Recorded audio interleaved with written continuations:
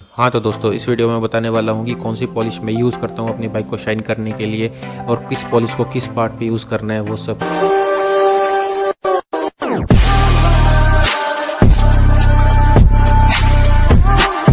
जब इस तरह से बाइक पे मिट्टी लगी हो तो मैं बाइक को कपड़े से साफ़ नहीं करता, उसके लिए मैं वॉशिंग के लिए ले जाता हूँ। वॉशिंग से क्या होता है कि मिट्टी डिज़ोल्व होकर उतर जाती है। अगर मैं कपड़े से करूँगा तो वो उस कपड़े में लिपट के काफ़ी सारे स्क्रैच क्रिएट कर देती है। तो लेके चलते हैं बाइक को जल्दी से वॉशिंग के लिए।